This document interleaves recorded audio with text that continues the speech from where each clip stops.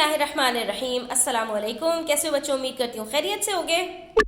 वैसे तो हम पहले भी वीडियोस के अंदर फ्रैक्शंस को ऐड करना सीख चुके हैं, लेकिन आज आप लोगों की रिक्वेस्ट के ऊपर मैं लेसन नंबर 6 के अंदर जो हमारे पास एडिंग फ्रैक्शंस है उसको एक दफ़ा रिपीट कर रही हूँ।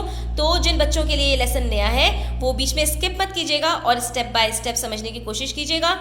मेरे पास पेज नंबर 91 के ऊपर कुछ क्वेश्चंस हैं। इसकी मदद से हम दो फ्रैक्शंस को ऐड करना सीखेंगे। स्टूडेंट्स, इसके अंदर बस आपने दो स्टेप्स को फॉलो करना होता है और आपका आंसर निकल आता है। ठीक है, आपने करना क्या है, आपने सिंपली ये देखना है कि आपके पास जो डिनोमिनेटर्स दिए हुए हैं वो सेम होने चाहिए।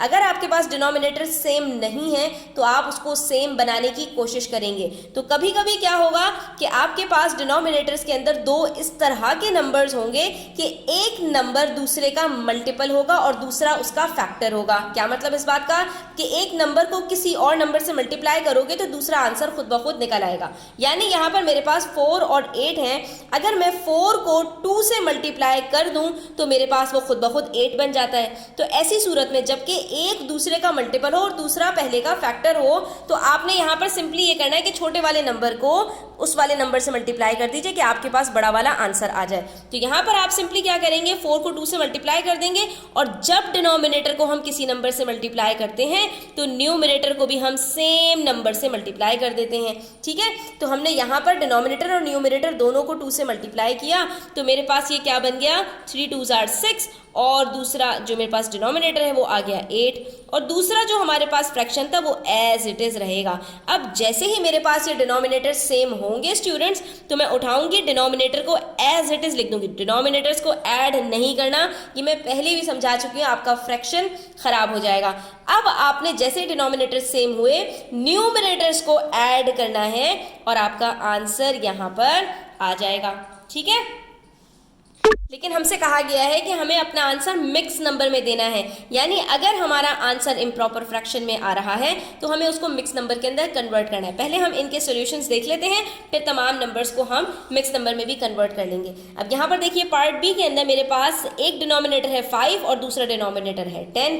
तो मैं यहाँ पर क्या करूँगी, 5 को मल्टीप्लाई कर दूंगी मैं सिंपल 2 से और इसी तरह से अपने न्यूमरेटर को भी करूँगी तो मेरे पास नया फ्रैक्शन आ जाएगा 4 2s are 8, 5 2s are 10 और दूसरा फ्रैक्शन तो एज इट इज है और ये मेरे पास दोनों डिनोमिनेटर्स जैसे ही सेम हुए मैं अपने न्यूमरेटर्स को ऐड करूंगी और मेरा आंसर यहाँ पर आ जाएगा। ठीक है, लेकिन अगर स्टूडेंट्स हमारे पास दो इस तरह के नंबर्स हों कि जो एक दूसरे के टेबल में ना आते हों, ठीक है, तो हम यहाँ पर क्या करेंगे, हम यहाँ पर सिंपली ये करेंगे स्टूडेंट्स कि दोनों को एक दूसरे से मल्टीप्लाई कर देंगे, यानी दोनों डिनोमिनेटर्स को एक दूसरे से मल्टीप्लाई कर देंगे, 6 को 9 से और 9 को 6 से, और जिन नंबर से हम डिनोमिनेटर्स को मल्टीप्लाई करेंगे उन्हीं नंबर से हम न्यूमरेटर्स को भी मल्टीप्लाई कर देंगे। ये कब है स्टूडेंट्स, कि जब एक नंबर दूसरे का मल्टीपल या फैक्टर ना हो।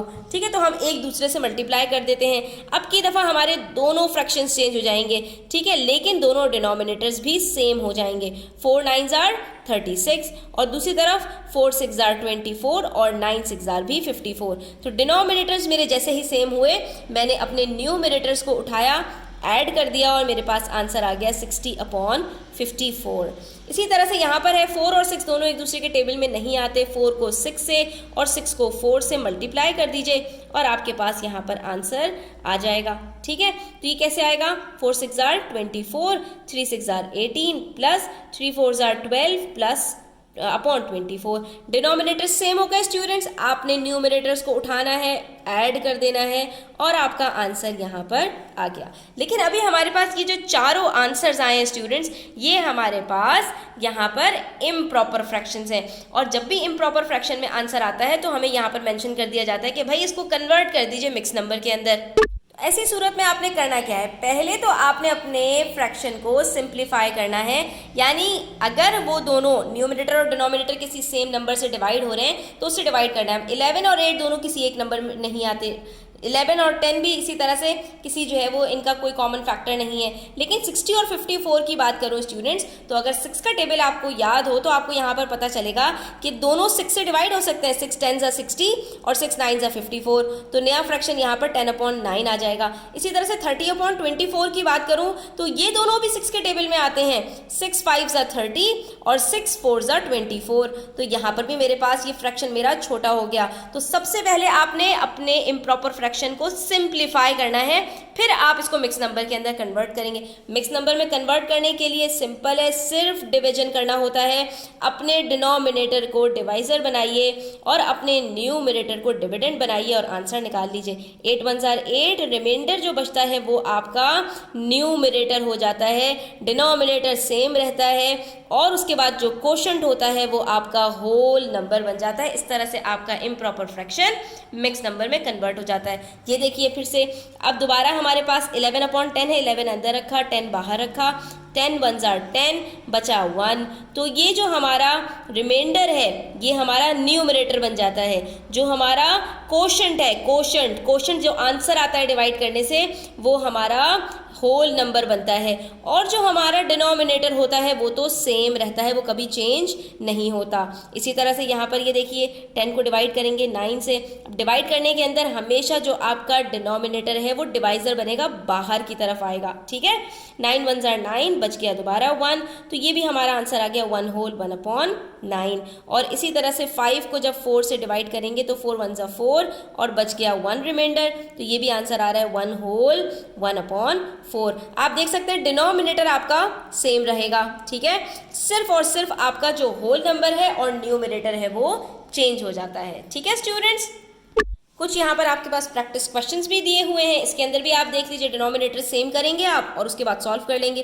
3 के टेबल में 9 आता है तो 3 को 3 से मल्टीप्लाई करेंगे और आंसर आ जाएगा। 5 के टेबल में 10 आता है, 5 को 2 से मल्टीप्लाई करेंगे और आंसर आ जाएगा। 12 जो है 4 के टेबल में आता है तो 4 को 3 से मल्टीप्लाई करेंगे और आंसर आ जाएगा। लेकिन 4 और 6 एक दूसरे के टेबल में नहीं आते, तो 4 को 6 से और 6 को 4 से मल्टीप्लाई करोगे और आपके पास आंसर आ जाएगा। लेकिन अभी ये हमारे आंसर्स इनकम्प्लीट थे स्टूडेंट्स, हमने इसको मिक्स नंबर में भी कन्वर्ट करना था। मिक्स नंबर में कन्वर्ट किया तो ये 1 होल 2/9 आ गया और ये 1 होल 3/10 आ गया। लेकिन यहाँ पर बात करें तो स्टूडेंट्स यहाँ पर एक स्टेप और होगा जिसमें हम इसको सिंप्लीफाई करेंगे, क्योंकि दोनों इवन नंबर्स हैं। तो 2 6 और 2 7 ये हमारे पास बन जाएगा 7/6, और जब हम इसको कन्वर्ट करेंगे मिक्स नंबर में तो आंसर आ जाएगा 1 होल 1/6। इसी तरह से ये 38/24 है। अभी हम यहाँ पर दोनों इवन नंबर्स की वजह से इसको कन्वर्ट करेंगे तो ये बन जाएगा 19/12, और जब हम इसको मिक्स नंबर में कन्वर्ट करेंगे तो ये मुझे आप कमेंट सेक्शन में बताएंगे कि आपका आंसर यहाँ पर क्या आएगा। तो आज की वीडियो स्टूडेंट्स यहीं तक, उम्मीद करती हूँ आपको समझ में आया होगा। इंशाल्लाह नेक्स्ट वीडियो में हम सबट्रैक्टिंग फ्रैक्शंस भी सीखेंगे। तो वीडियो एंड तक देखने का शुक्रिया, अपना ख्याल रखिएगा, चैनल सब्सक्राइब करते जाइएगा। अल्लाह हाफिज़।